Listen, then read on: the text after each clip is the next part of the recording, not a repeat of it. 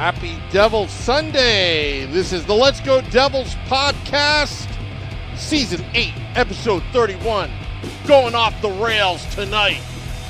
I'm your host, Sam Wu, here with myself, Beer Baron, Scotty, Short Sky, in the next few minutes, streaming live on Facebook Live, YouTube Live, X Live, and Twitch on the Let's Go Devils Podcast Network. I have to make a statement before we begin. Make a statement. Just when I doubted him, I want to give congratulations to Beer Baron for making a cameo appearance, his acting debut in Happy Gilmore 2, after months of talking about it on, Scotty, your mic's not on. Talking about it through text messages. Oh, there we go. We got the applause now. Thank you, Scotty. Thank you. It should be like this, golf clap. Golf clap. Oh, right, golf clap. For making, I can't believe it, buddy. Like, yeah. I'm so proud of you. Normally I'd be jealous and wouldn't talk to you, but I'm actually proud of you. You really, really, really did your homework. You put the effort. I've never seen you put effort into getting in line, waiting, telling us all about it, cutting people off, getting ahead of the line. He nailed the part, too. I nailed it. I mean, absolutely. Excited fan. I mean, Academy Award winning performance there. Well, I got a phone call from the Academy today. They said, "Sir, we are impressed. We are impressed." Scorsese himself hand wrote a letter and said, "Wow." That's it. That's all it said was "wow." But that's enough from Scorsese. That's all you need. That's enough. Wow. That's enough right there. Yeah. It was an insane experience. Actually, my boy Will. Shout out to my boy Will, who's listening right now. Somebody I met on set who I feel like I've known this kid forever. Like, it's one of those people that you meet and you're just like, it's just like that. You hear that, Sam Wu? It feels like you guys would know him. I met him on set. He's kind of a big deal. I was allowed on it. Wow, he was a big deal. It was on set though. It was on set. You got to talk to lingo, man. If you're going to be in the biz, you got to talk to lingo. I heard your next gig is with Sydney Sweeney. That's the rumor. Yes. There's a scene. The tarp will be off. Whose tarp? I don't know. No, it was cool, man. Yeah, like it was one of these experiences. Like I'm not going to bore you with the whole long story, but I went to Morristown when they had the big open call, and it was the day after I had my vasectomy. So I was walking around with giant bag of peas on my nuts. I'm not kidding. So I was like, I'm not missing this opportunity. I said, I got to do this. This is a once in a lifetime opportunity.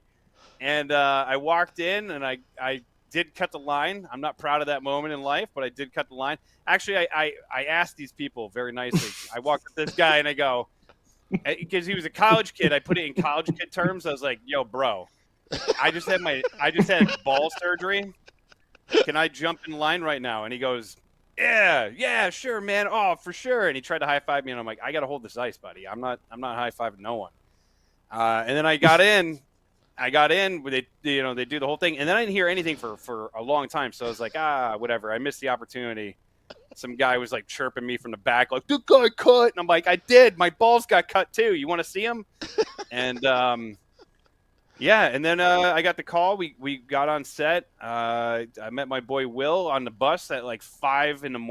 on the way there, and it was a wild experience. And then all truth be told, I haven't seen the movie yet because I'm waiting for Nikki to watch it. But I've seen pictures and I know I made it, so I made the final cut, which is pretty wild. So wow, check that off the old bucket list of crazy things that I've accomplished in my life. Could you do me a congratulations? Huge favor? I need a huge favor. I don't have Netflix. Can I watch it when Nikki gets back? Watch it with yeah, you we'll have a watch party. We'll have a watch party. screening.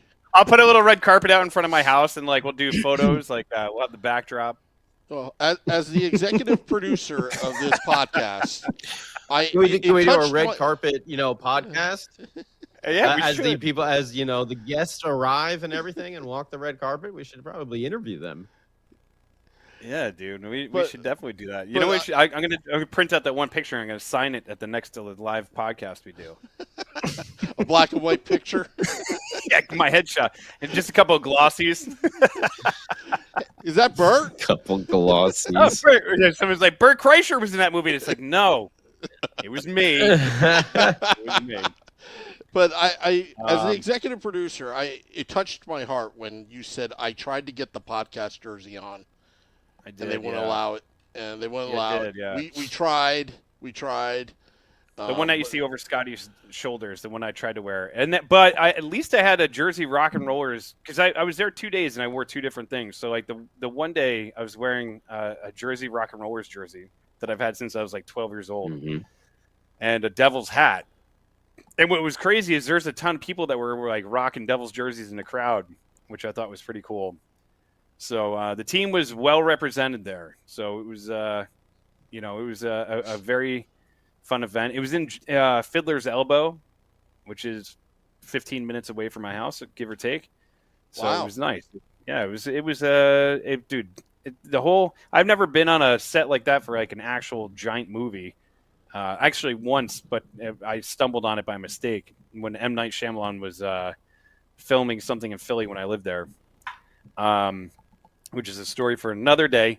But anyways, yeah, it was awesome. I met some amazing people. We had a great time, and and now it's out. And now I can't wait to actually sit down and watch it. Well, appearing now is Shorts Guy. Nice hat. That is a nice hat. That is a nice hat. Just simple. That's a very nice hat. By the way, Tom has reviewed Beer Baron's performance in Happy Gilmore 2. I didn't notice movie. I didn't notice you. I'm gonna send it. Wait, maybe if I send it to the group, Sam can put it on the screen, and then there will be visual proof. Well, I haven't seen the movie yet. I'm waiting for my Netflix. I need to find it on Netflix to watch. I've seen that still shot you sent, Beer Baron, and I have to say your choice in hockey jersey to wear in the crowd is top notch. Oh, thanks, bud. Absolutely top notch. Is it? No, it's official, right? It's not like some AI generated photo of you in there. Even if it is, so what? I made it. Who gives a crap? Like, I mean, if it's me or if it's not me, it's my face. Even if they put my face in somebody else's body, like Bert Kreischer's body, whatever, I'm still there. All right, I'll try to put it in the computer and show everybody. Or I could do this. I hope you put a picture of Bert Kreischer up, and that'd be even funnier. It's right here. Like, there I am. The rock and rollers Look jersey at in that the jersey. background. Hell yes. And the that OG rock and roller too. Jersey. I know. I need to get one. That's. You know what's crazy though is, do you remember when they used to make jerseys with like they were very holy? If that makes sense. Yeah. Yeah. That's that jersey. It's like the original whole, like almost like a penny type of jersey. Like it's just old school rock and rollers jersey. Can't believe I still have that. Yeah. I'm jealous, man. You're gonna win an award, rock my and roller friend. jersey I have is the only rock and roller jersey I have is from a camp I went to. Well, you got and the something nominees in the category of guy in movie I watched but didn't know.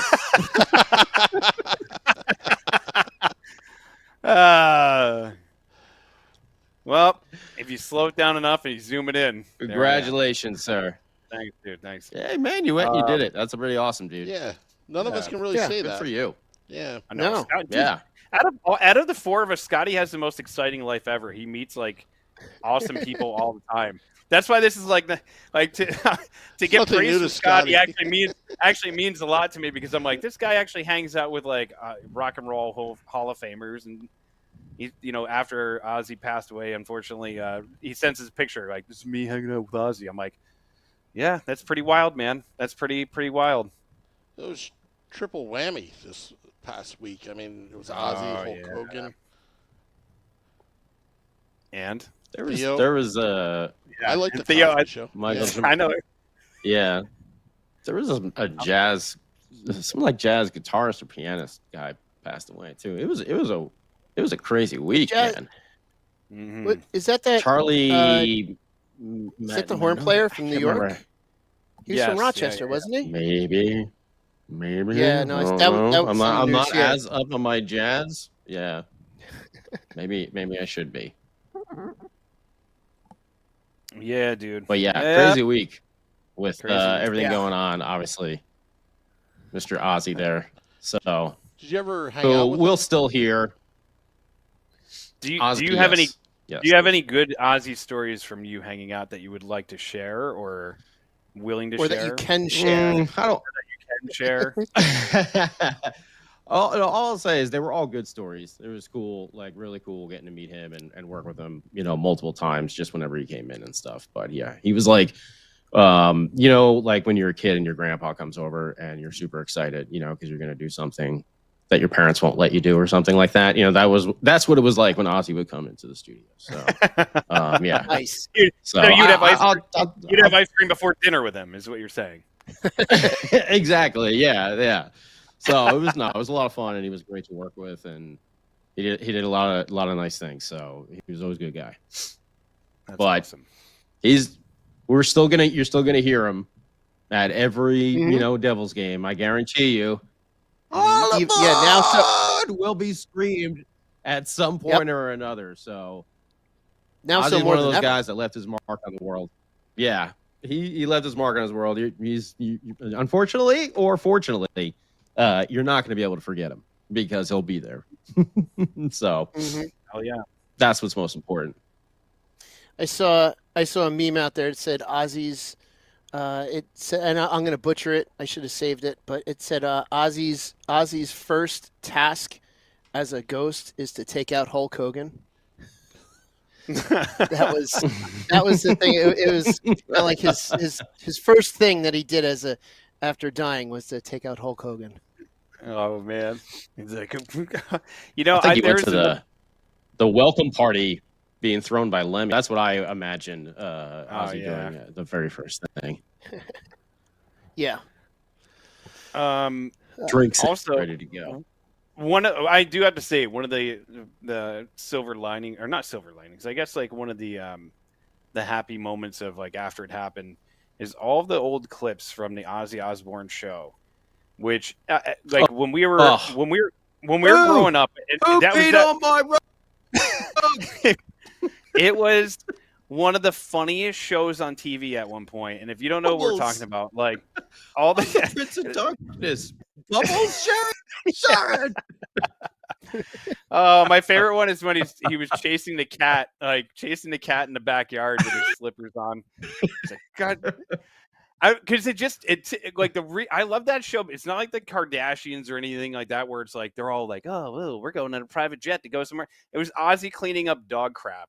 It was like Ozzy doing things that like every human being can relate to that has an animal. Like, it was like everything that he did, like as a dad, like now as a father, like watching that show back and watching clips back, I'm like, oh my God, he's so much more relatable than I ever imagined. I mean, when he got the whole entertainment system and everything, and he had to learn how to get remote control, man. Like it was just, there were so many clips on there. Yeah, you were watching a lot of those, seeing a lot of the concert videos. The whole back to the beginning thing was awesome when that took place, earlier in the month. So yeah, it's been like a good refresh of all that crazy Ozziness, and it's just funny to think that Ozzy was just so everybody loved him. It wasn't just like heavy metal people, it was everybody loved him because he was everywhere like that. And a good part of it was because of the Osbournes. Mm-hmm. Yeah, he was able to kind of reach across all kind of spectrums there and really grab that crowd that would not have listened to him otherwise. But I know one of the funny things I saw, and I don't know what it was, Jimmy Kimmel was emceeing this, so it was either early days of the Jimmy Kimmel show or maybe the Man Show or whatever it was.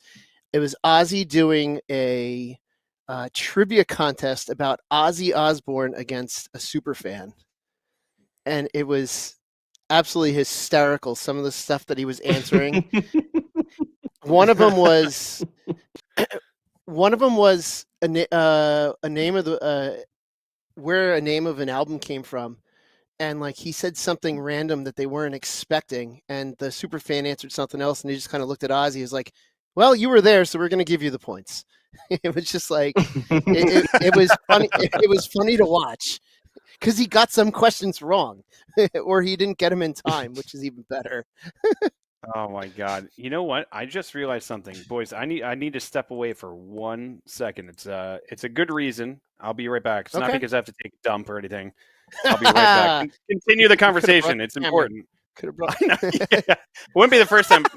Back in the day when Yeah, Scotty I and I know. were in a band together, I don't know if you remember this, Scott. I had to piss so bad in the middle of a song, and we had a wireless mic for some odd reason. I don't even know when we got it.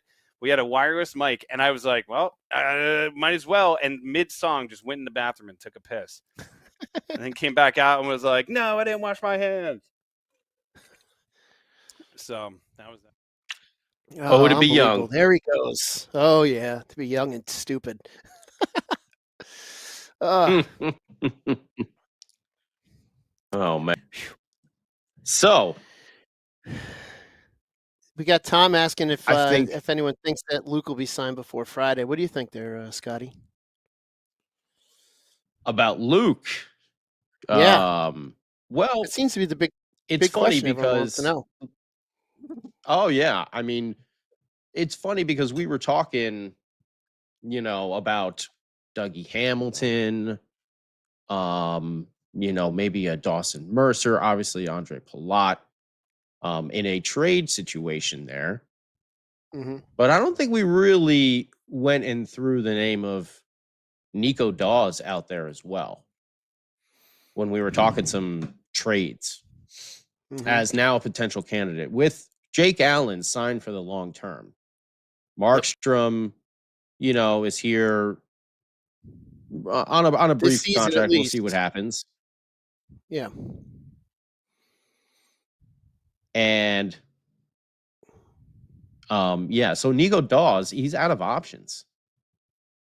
Yeah. And if they don't trade him, he's going to hit the waiver wire and someone is going to snatch him up for nothing. So Mhm. that's another name for Devils fans to kind of just keep an eye on, with maybe some moves happening on the trade front. Because it seems like I'll tell you- Yegorov might be the new destination new point. long- Yeah. the new long-term goalie solution. I could tell you someone that's going to be real upset if they trade Nico Dawes is Brooke. She wants nothing to do with him being traded. She's not thrilled with Jake Allen signing and the long, the long term of it. But yeah, Nico Dawes is definitely one of those candidates now. But I really think in this NHL, you need to have 3 good, solid goaltenders.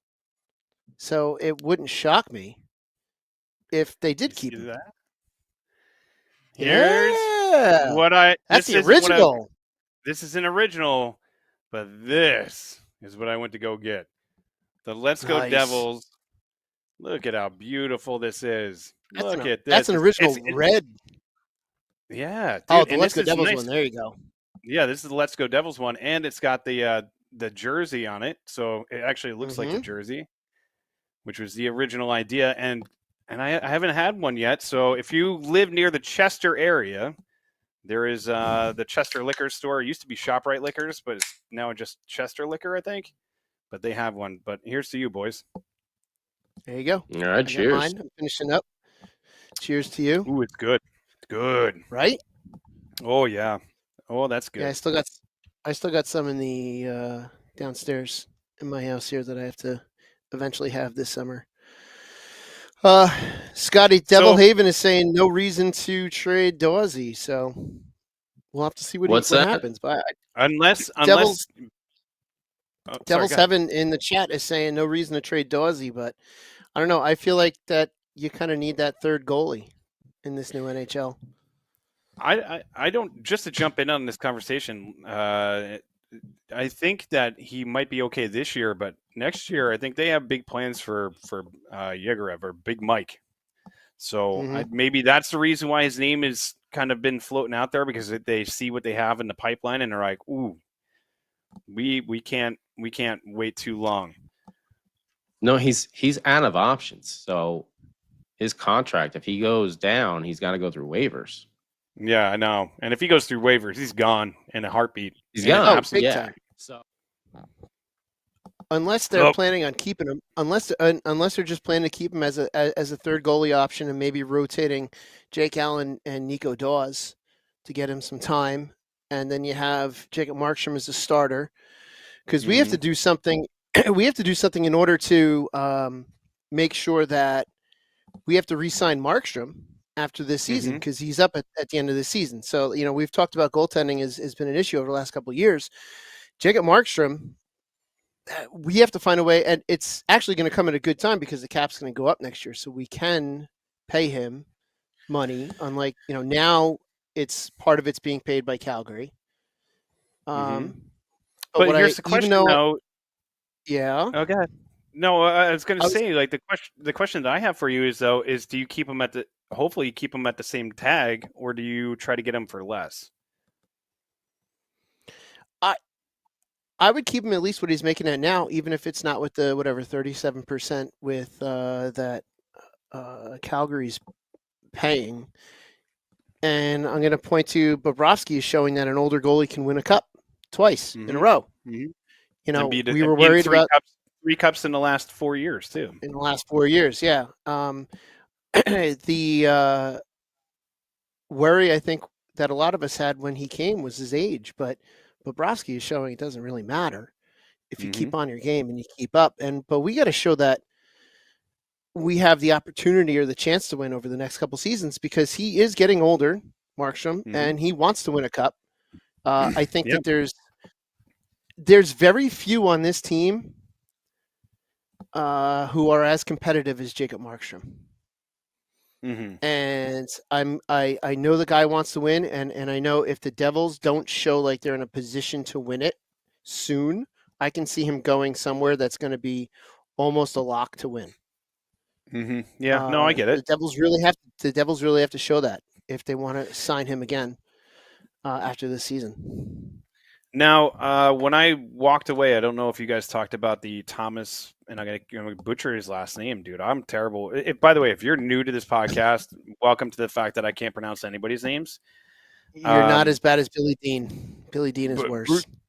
Boudreau, or how do you pronounce his last name? Thomas, the guy that the Devils just signed.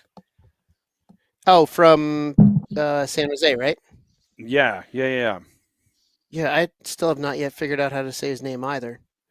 But yeah, I haven't had any time to look into him. Scotty, have you looked into this to him? Oh, I was going to let Beer Baron go for it. Oh, word. Beer Baron. Oh, so he's a good guy. Let me get fire up the old thing. Yeah, you guys can talk about it. I mean, like, listen, to be honest with you, it's not like a knock your socks off move. I think it's more of a bottom six type of move, obviously, but it's just like more depth. It was kind of an interesting move considering, the word out of Fitzgerald was that he wasn't going to be doing anything until he locked up Luke long term, or at least locked up Luke to a new contract.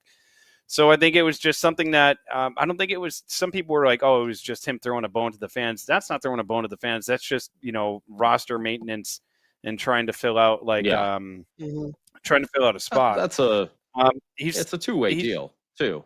Yeah, and Tom, thank you, Tom. Tom said he's a 22-year-old centerman, and he was a second-round pick. So Brodillo.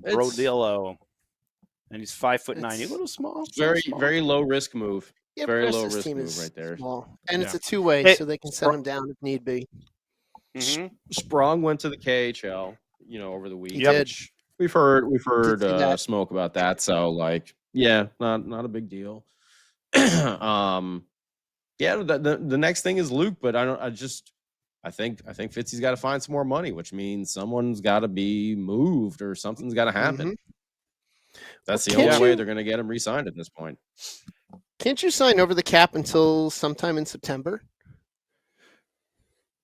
I believe so, because I believe Florida is over the cap right now, and then Someone they still is have to over make. the cap. Yeah, I'm pretty sure it's Florida's over the cap, and they need to like make some moves. These types of moves, these types of like, they needed a third line center. If this guy is what's going to fit the bill, okay, he's a little undersized at 5'9", if that's correct. By Stephen Engel. Thank you, Stephen. The new guy. We'll call him TB, because if I try to pronounce this guy's name again, you're going to watch me have a stroke on live air. Thomas Bordello.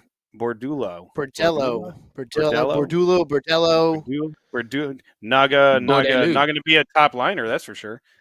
Thomas Bordello.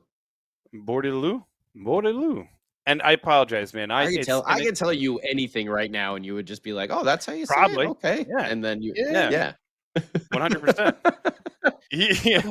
Dude, I have to, and Short Guy can understand this. The amount of names that we have to memorize, and like the weirder the names, because parents are like, forget about Mike and Tom and Jack and Steve. It's gonna, what's your name? Kurakadu. And I'm like, what the heck is that, dude? How many vowels are in that? I can't. That's just a made up name. But I'm just saying, like, it's not as easy as it used to be. Everybody's and getting you too always fancy have with names. And you always have two kids that kind of look alike and have very similar names, and you forget which one is which. And you're like, "Hey, that you." Yeah, exactly. What's up? A lot of, hey, what's up, buddy? Hey, how you doing, kid? How you doing there, kiddo? I always tell the kids, I'm always like, if I know your name, it's either really good or really bad. If I remember your name right off the bat, it's one of those two. Nothing in between. Yeah, that's like the standard first week speech. Listen, if I remember your name by the end of the first week, it's not probably for a good reason. But yeah, I mean, listen, there's plenty of time before the season starts. I don't think this guy is going to be, a third line center. I think, Cody Glass might take that on. Dawson Mercer might take that on if he's not moved. This is a depth signing over here, two-way type of thing. It'll be interesting to see who the PTOs are come training camp time. What veterans out there have it. Yeah, you always get, there's every now and then you land something nice. We've had plenty of PTOs get signed up before, maybe have some decent time with the team. Usually it's for the year only. But we have seen other things pan out in the long run. Wasn't it? What the hell was his name that he played? He ended up playing for the Rangers, but I think he was a PTO for Anton Strawman, defenseman. Yeah. I think he, and then he ended up playing like 3 or 4 years with the Rangers, and then someone else too. Did he get moved down to Tampa? Maybe I can't remember, but probably if he was a Ranger, the natural progression to Tampa was that was a big thing. If the Rangers Tampa down south. That's what we always joke with Billy Dean is how Tampa's going to fleece the Rangers next, because they like to do that. Yeah, it's always to Schwimm's benefit and never to Billy Dean's. I not to like dwell on that team, but are either of you two, I mean, contract numbers or whatever, but were either of you two kind of surprised that they moved off from Kreider? No, because they were trying to trade him during the season. I feel like I think that was just Drury's going to do what Drury's going to do. So, yeah, I was still a little surprised. He was kind of like a heart and soul guy of that team. But you're right, Scotty. Drury's going to do what Drury wants to do, or Drury's doing what the front office is telling Drury to do, and just letting him be the hatchet man. Probably that's probably more like it. Yeah, you saw that more with what's his name? Trade or Captain be released. Elbows. Yeah. Oh, yeah. Trouba. Yeah. Saw that with Captain Elbows. Yeah, but then those two were good friends. They're reunited again in Anaheim. So we'll see. Reunited and it feels so good. So I was having a little fun the other day, and I was trying to put together with his pants on. with my I was trying to put together, even though it was hot out, and just Yeah, of course. feel the need sometimes to keep them on. Try to put together some line combinations. Okay. And not just the usual ones. Although I do have some of the usual suspects in here. But as of right now, you got your Jack Hughes, you got your Jesper Bratt. You got your Nico Heischer, you got your Timo Meyer. Okay. Mhm. Then you're not really sure here. Do you have a Cody Glass or do you have a Dawson Mercer? Mhm. And who's on the right side for that third line? Is it Gritsuk or is it Connor Brown? Mm. And then same thing on the left side, you get Cotter, Nason, Dandenov, and Palat. How would you go ahead and mix those up? I try to do something out of the ordinary for mine because I want to keep Timo on the right side. Jesper Bratt kind of seems to do good on either side. Paul Cotter, though, is a left wing. Nason can play either side. I think Gritsuk has mainly played right wing when he's been coming up. Although he's listed as both, he's mainly played right wing. Same thing with Connor Brown. Palat can do either side. So what I did, looking at my lines, is I flipped Palat and Cotter, and I put him up with Jack and Jesper on the left side. Jack center, obviously, Jesper on the right. Then I got Nason on the left side, Nico and Timo. Then I got Dandenov, Glass, and Gritsuk on the third line, and then Palat, Mercer, and Connor Brown on the fourth line. I like that third line. Ooh. That third line's sneaky right there. I'll tell you what, though, Right. the moving Cotter up to the line with Jack is, if that could work, could be a really good thing. You get somebody. You get somebody that can. He has finish. He has good hands. He's got a little bite to his game. You know what I mean? Like, the dude will be there to protect you. Nobody's going to take a run at Jack while Cotter's out there on the ice, because he's going to get you. The only problem is if he's out there, he's got to be able to keep up with that pace. I'm pretty sure last year there was a couple games where they tried that experiment, and it was okay, not great, not bad. But at the same time, there was a lot of experimenting that was going on with the reshuffling of the lines, like here and there, especially like when the injuries started happening. But if he could figure it out and get on that line, that could be pretty good. But I mean, that third line you just mentioned, I mean, if Gritsuk comes in and he's half of what we expect him to be, and Dadonov can just do what Dadonov does, that could be a dangerous third line. That could be a real dangerous third line. And then give Gritsuk a little time to like really get his game together, and then you do the flip, put him up next to Jack, and then put Cotter back down onto that third line, and you're not missing a beat. That third line just gets nastier and it gets heavier, way freaking heavier. That would be a line that I would roll out like, all right, boys, we need to set some tempo. Like, we need to go out there and we need to like bang some bodies, get in the goaltender's face. Like, that's a line. If you're playing the Panthers, that's a line I put out there with Dadonov and Cotter together. Ooh, Yeah. So I tried to think a little out of the box, even though I do still have some of the regular stuff there.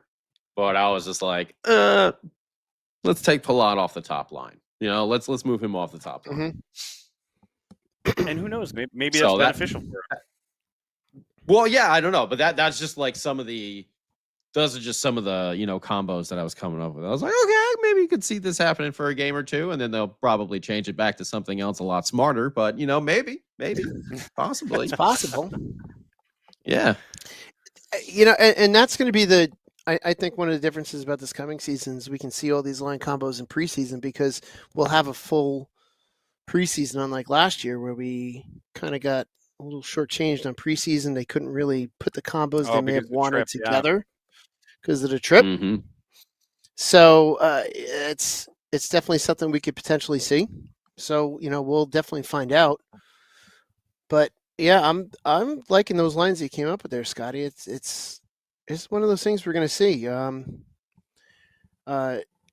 Jacob just said something in the chat that I think everyone in the East is going to have to ask themselves. This team against Florida in the playoffs. That's really kind of that's really what you have to have as your benchmark. Like, how are you going to do against Florida? Because right now they are the team to beat, especially in the East. Maybe in the West, if teams are going to say, can we beat Edmonton because they got their 2 in a row? But I don't think Edmonton is nearly as consistently good as Florida. No. I mean, 3 in a row. Florida's scary. Florida is scary. They are scary. They are. They have the potential to be the first 3-peat team in a while. They're very similar. Exactly like when Tampa Bay was. Oh, God, said really good. Yeah.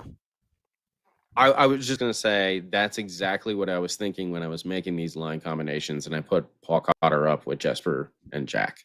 That's someone who could hit back against the Florida Panthers because they would be trying to smack Jack and Jesper around at all. And that's part of their game. That's how they play. Slow speed down by putting it in the corner. Well, you put Paul Cotter up there too, who can put the big hits on right back. I mean, Hell's Bells, he's been like tops in the league, not just on the Devils, in the league, in the hit department, So yeah, that was actually the Florida Panthers. That was part of my thinking when I was just like, maybe this would work.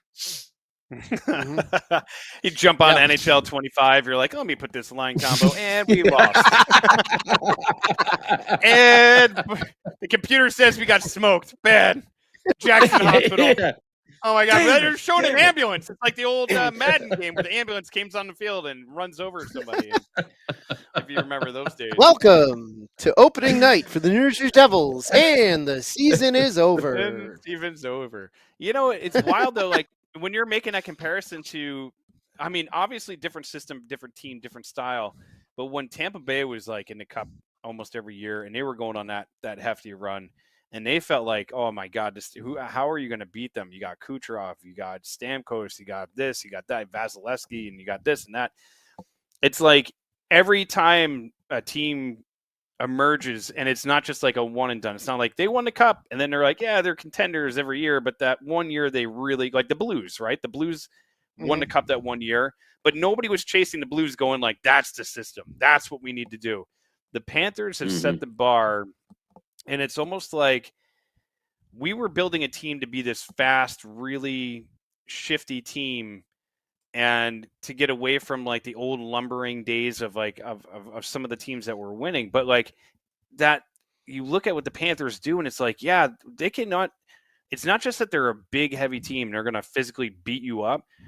They're a big physical team. They're going to score in bunches in some games. If you don't believe that, go look at some of the numbers they put up in the finals, in the Eastern Finals, and then also in the Stanley Cup Final, where they're like putting 6 up.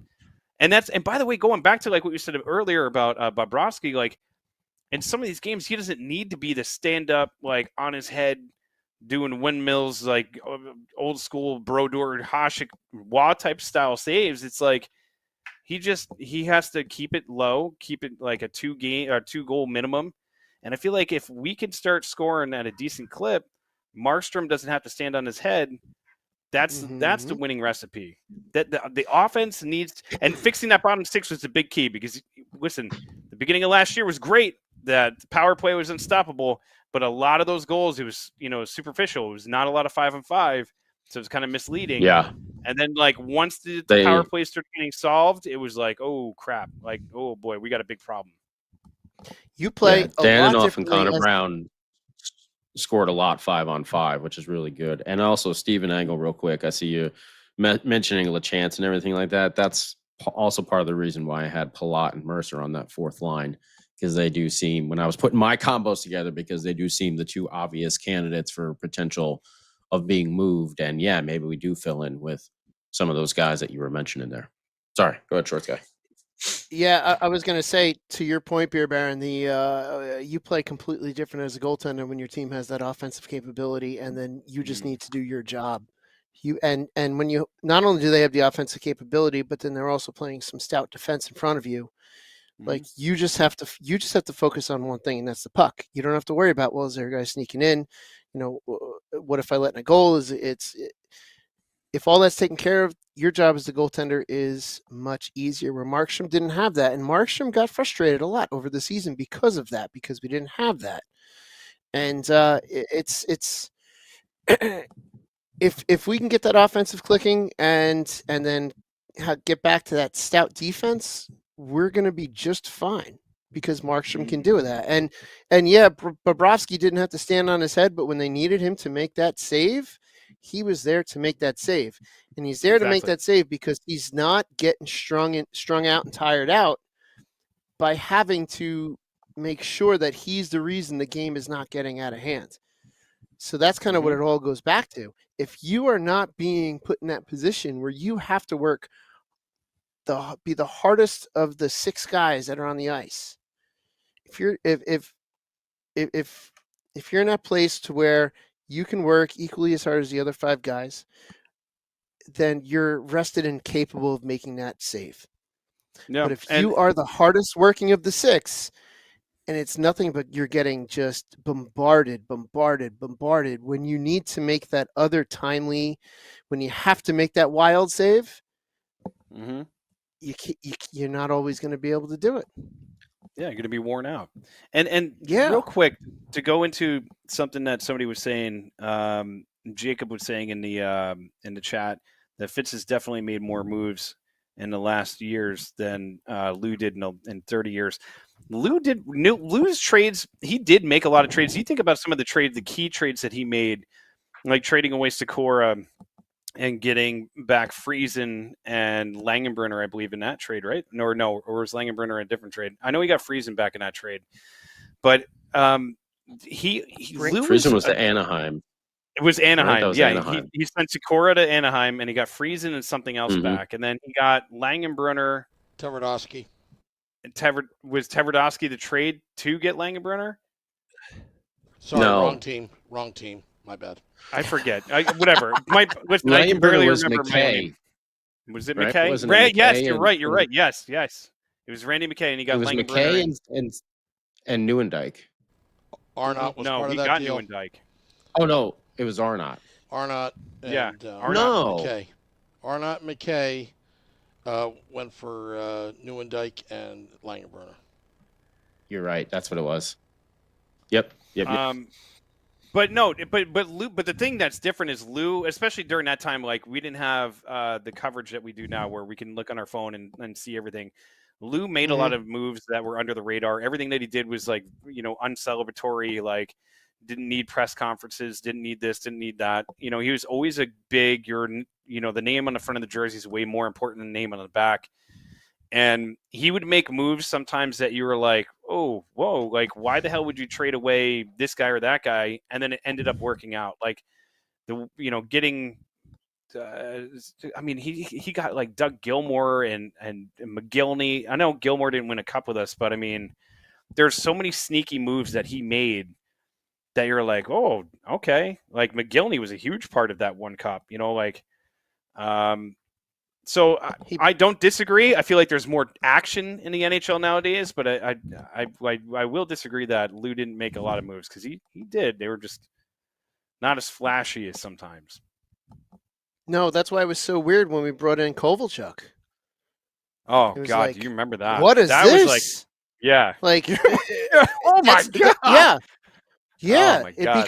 Because it was always the team first mentality, and all of a sudden we're like, whoa, we have Kovalchuk. We have a first overall superstar here.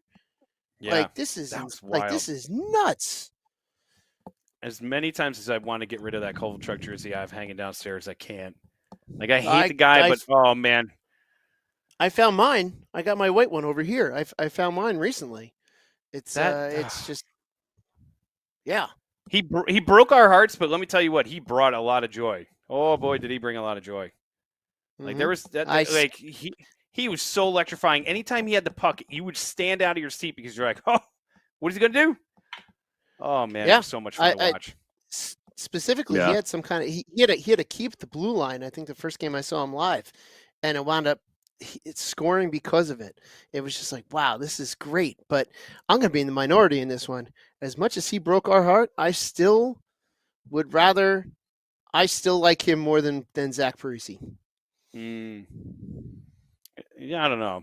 I don't know. That's both. I am in the boy. minority. I I get that. No, Both I'm get actually that. signing shorts You're guy. not. You're not. I don't I'm think you're in the shorts guy. minority. I'm That's signing fine. shorts guy. Because Was it because he said like I'm definitely coming back, and then like 3 days later was like whoop, into Yes. Minnesota? Yeah. Yeah. Because Kovalchuk said, I'm retiring. I'm retiring from the NHL. I want to go home to Russia, and that's what he did. Zach Parise blew smoke up all our asses, saying, "I want to be here. I want to be here. I want to be here." Oh, I meant by here to be in Minnesota. It's like, no, don't. he took his time. That's why. He took his time, and all the free agents were gone by July 4th. If you remember that. Let me ask you a question, Sam, because maybe you could answer this question, because I remember a rumor that back when this all happened, that if the Devils made a run at Suter to try to appease Parise and to keep him there before Suter and him signed in Minnesota, and if he would have signed in New Jersey, Parise would 100% have stayed. I actually haven't heard another rumor to go along with that. What's that? Appropriate for air? No, it's appropriate for air. The rumor was, and again, there was some family pressure because the Minnesota Wild hired his dad at the time when he was still alive, and the pressure was on. And that was. I mean, I hate to be in his shoes at that point. Like, how can you say no at that point? Yeah.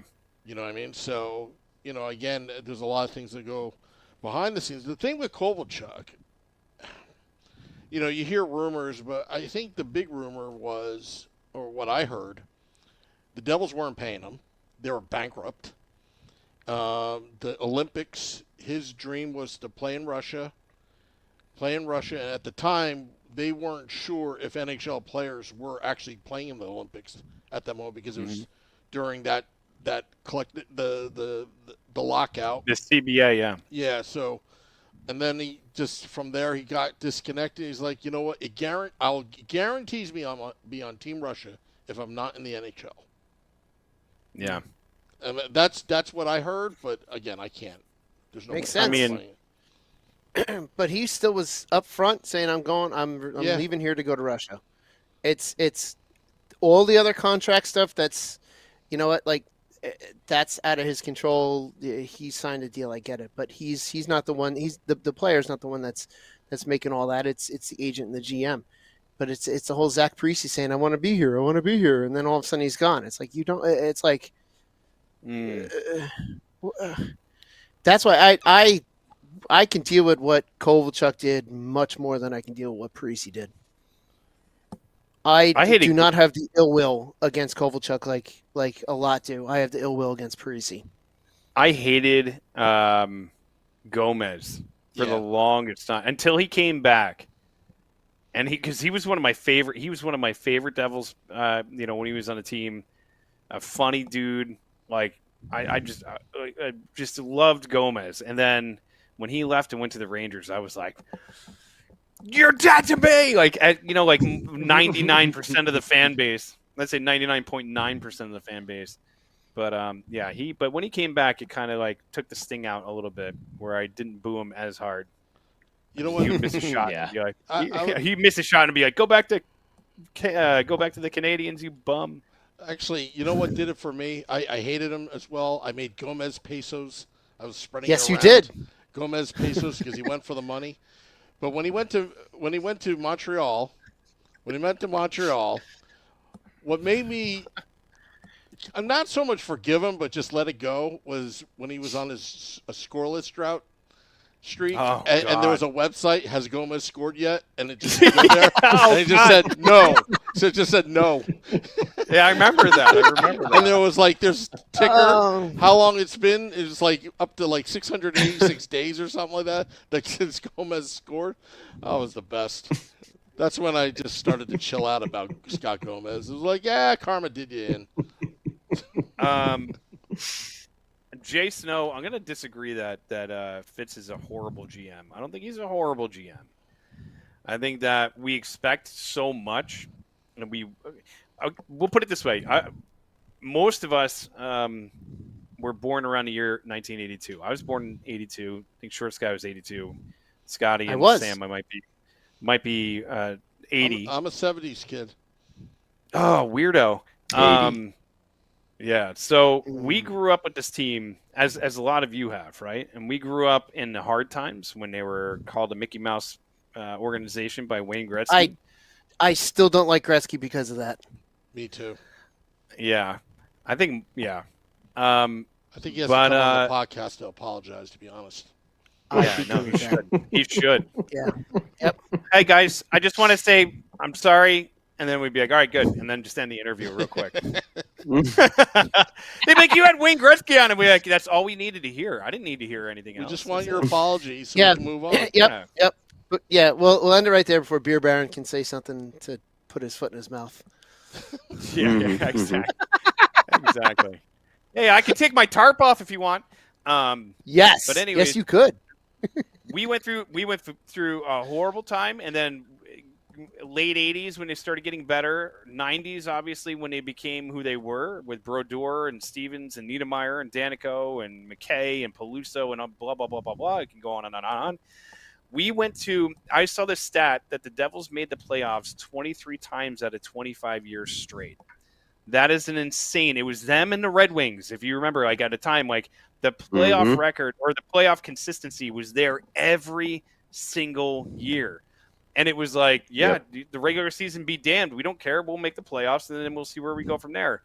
We went to 5 Cup finals in that span. You know, like they should have beat Colorado in that Game 7, but whatever. Actually, they should have beat them when they were up 3-1 or 3-2, but whatever. The Kings series be damned too, because that boarding call that ruined that whole game, where I was like, they're going to make the most epic comeback of all time. This team, we've had multitude of success, and then when we go through this period of futility again, where they sucked for a while, but then like, you know what, they start getting better. You get Nico Hischier first overall, you get Jack Hughes first overall. You start building something.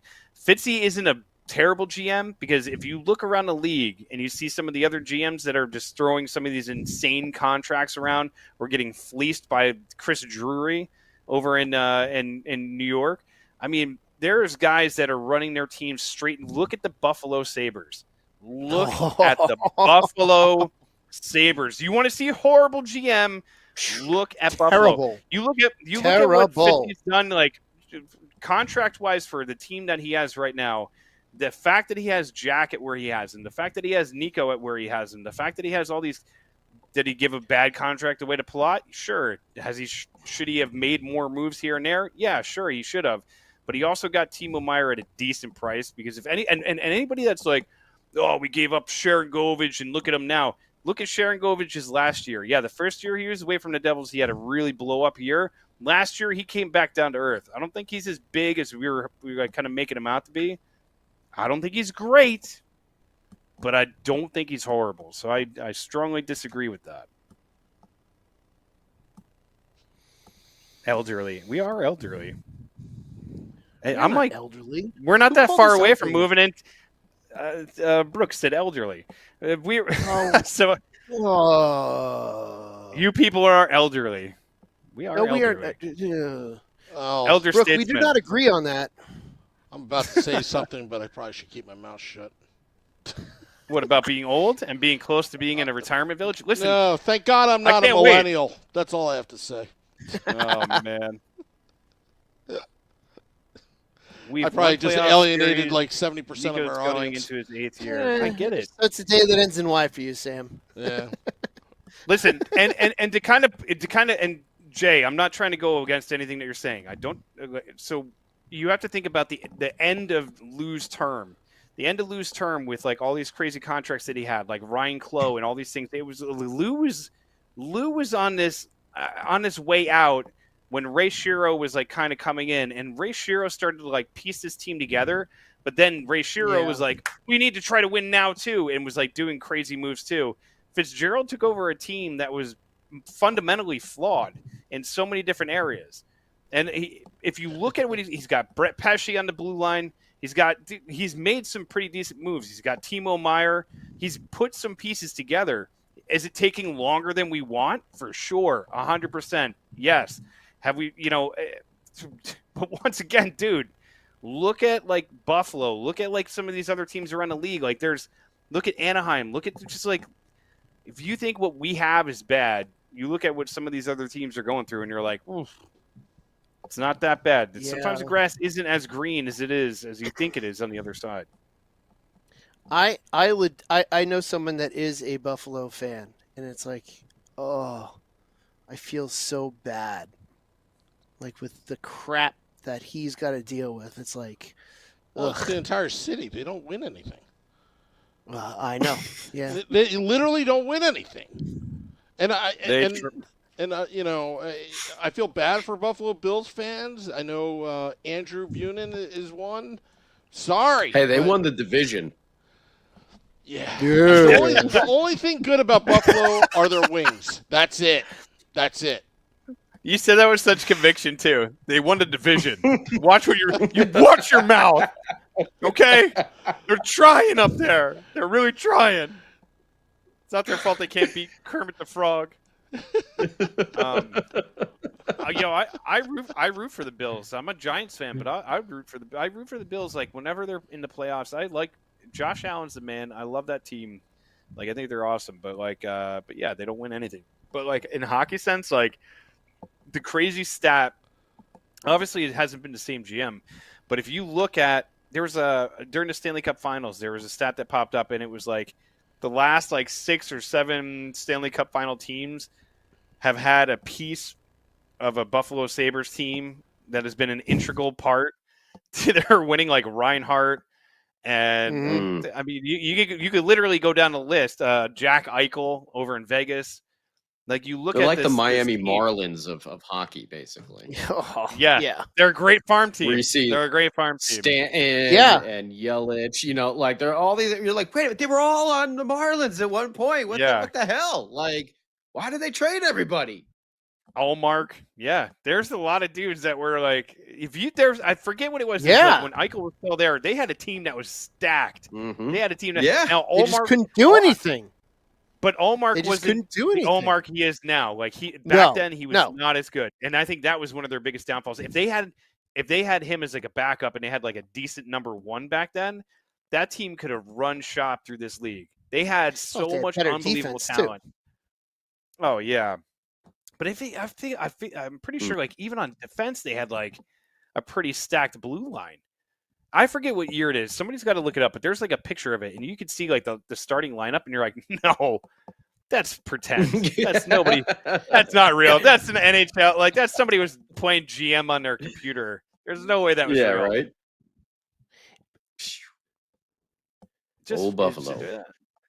Buffalo will Buffalo themselves right into right out of the playoffs. I feel like that's what Sam Wu does for entertainment most of the time, because I know everyone in Buffalo wants the owners to sell the team and everything. And we know Sam Wu loves a good, owner getting called out and, being looked at to sell the team. I actually love the owner of the Buffalo Sabres, former Penn Stater. Never mind. I spoke too soon. Yeah, the Pagulas, they paid for that rink on your campus there. And we got Gavin McKenna. Penn State ice hockey. Which is, you know what? Thank you for bringing that up, because I want to bring that talk about that for a second. He's getting a $720,000 contract to go play with Penn State. Of course. And a lot of people are like, "Oh man, this is not good, because this is going to start screwing with the OHL and like some of those leagues that are like the feeder leagues." They're all coming to Penn State. That's it. That's all you need to know. Well, okay, besides you saying screw them and they're all coming to Penn State, in your honest opinion, take Penn State out of the equation there, Mr. Nittany Lion. Do you think it's these NILs? Because for college football, it doesn't really matter, right? For college football, it's like, yeah, where else are they going to go play? And it just becomes like a discussion of like, well, then you're building powerhouses because this team has more money and blah, blah, blah, blah, blah. But for hockey, it's different, because hockey, it's like kids have so many different avenues that they can go. And there's a fear that it could like destroy some of these leagues because it's going to take some of the top talent away. Do you think it would be an issue? I can answer this. This is just my opinion only. It does not reflect the podcast, Scotty, Shorts guy and Beer Baron, but this is my opinion. The OHL and the major juniors has been screwing with the NCAA for so many years. Okay. Throwing them, always had advantage, could pay off kids, get them plucked out of class and going into their leagues for so many years. Now it's an even playing field right now. And you know what? Let the best league win. And do you think this is going to set a trend, though? Do you think you're going to start to see college hockey taking more of a step? Yes. Because Yes. if you look at it, like college hockey has been pretty damn strong without needing to do this, right? You have a ton of great programs, and you have programs that, like Quinnipiac, and you have Duluth, that are not big name schools like you would see in football, that are still able to win championships, and they're still able to compete in the Frozen Four. So I always thought college hockey was a more balanced because there's still dominance here and there. But so Go here's how college hockey was, and it's going to change now, obviously, with all of this new stuff, especially when I was there playing. College hockey was where you went when you aged out of juniors and you did not get drafted. So you had guys coming in as a freshman, 21, 22 years old, because they were good enough to get a college scholarship, but they were not good enough to get drafted. So they were able to at least play out their next 4 years to continue to play hockey, get a degree, and then go do whatever it is they're going to do. That, I think, is going to be a big, big, big boom for for college hockey, because kids are now going to start coming here instead of going to juniors first. Because unless you were, it was Americans that were going to college at 18, 19, whatever. But all the really good Canadians were going to juniors, playing out their junior career, and then college was the backup plan. So Also, it's going to be a big deal. Also, I'm gonna make a prediction. You can question me 25 years from now. Okay. If the NCAA becomes, college hockey gets bigger, with now it's an even playing field with all these leagues. I expect women's ice hockey to flourish, because if you have men's ice hockey in NCAA, Title IX you've got to have women's ice hockey as well. Mm-hmm. Both programs are going to be infused with cash, and I think both men and women's professional ice hockey will flourish 25 years from now because of this whole NIL, everything that's gone on. That's my prediction. Mm-hmm. Okay. Yeah, because like back in the day, back at Penn State, there was no women's team because of wrestling. Penn State ice hockey, and obviously football, there was no balance because of Title IX. So what happened was it was just club level. It wasn't until the Pagulas put $84 million down because of fracking that you had both teams, both men's and women's, and look at the women's team and look at women's hockey right now. Just like how the WNBA is growing, it's also growing hockey with the women leagues.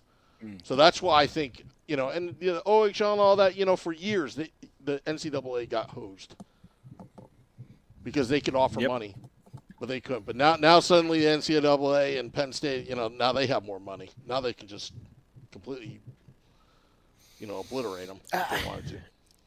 I am so happy that I started getting back into watching college hockey, and specifically where I went, Sacred Heart. Brooke and I went up there last year. I feel like it's just going to be getting better and better, and I'm excited for that. Mm-hmm. Well, boys, I think it's about that time for the final thought. Mm-hmm. Well, I guess I'll go first. Yeah, take the old mantle on that one. Listen, it's a slow summer, but if you think it's just slow for the Devils, just take a look around the NHL. There's not a lot of action going on right now. Pretty typical. You have July 1st comes around, you get a lot of free agent movement, you get to this and that, you get the draft. Then after that, everything kind of settles into place. So for everybody that's calling for these big trades, for everybody that is pounding the table and saying that things aren't happening the way they should be happening, it is not just us. It is around the league. Everybody's just kind of in a holding pattern. This usually typically happens around this time of year because there's just not a lot going on. A lot of guys are away on vacation. A lot of guys are kind of away from the game. The World Championships are over. All the stuff that's, guys are playing after the season, all that stuff has finally calmed down. A lot of surgeries are happening. Stanley Cup finals, all that kind of stuff. So now that everything is settling down, you'll see a little lull, and then in the beginning of September, usually, maybe get a shock or a surprise in mid-August, like when Kovalchuk initially signed that crazy contract. But for the most part, don't be surprised if you don't see anything happening for the next couple of weeks. But with that said, it doesn't matter because you can still come here and listen to us banter about the nothingness.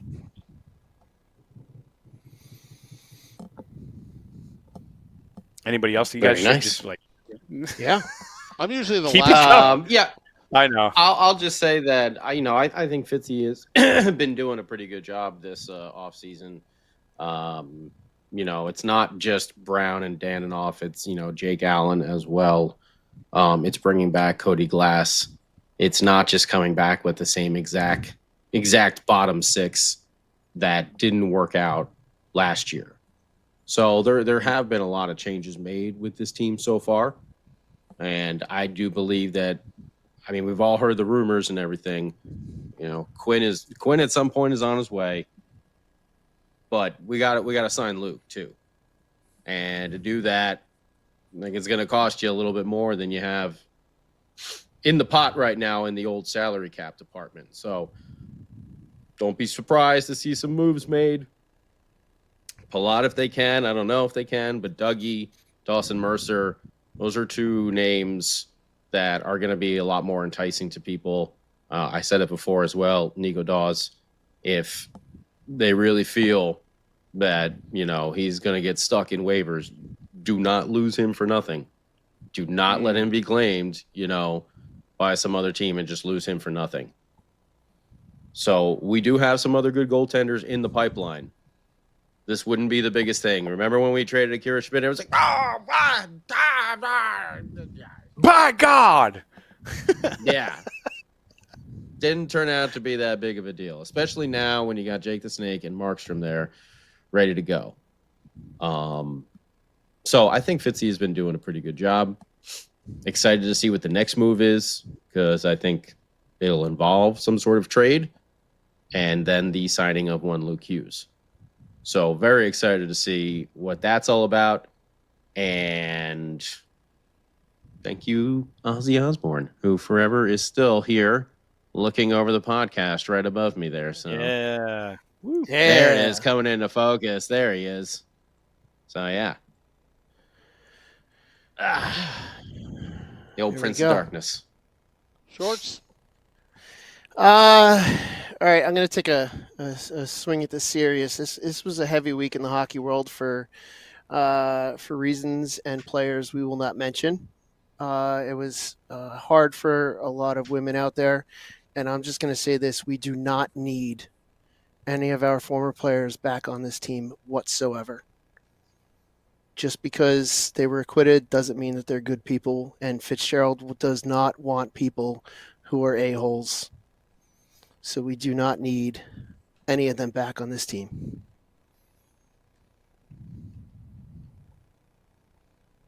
Mm-hmm. Well said. There you go. Yeah. Sam? Are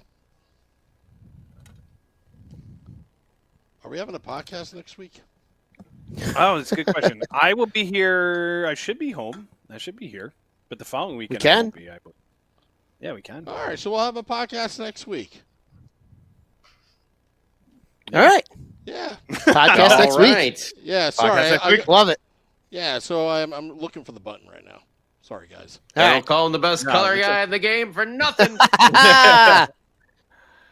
All right. Here we go. What was awkward? Bob Uecker's name in Major League? Oh God, Harry Doyle. Yeah. Harry Here's Doyle. Harry There you go. Doyle. Harry Doyle. Can't say goddamn on the air. Nah, not like anybody's listening anyways. Cares. No one's listening anymore. All right. Or the Jack Daniels One hit? in the glass. Yeah. One goddamn hit. That's all we got. Well, thank all those tuning in, dropping the podcast at midnight. Till next time, let's go Devils.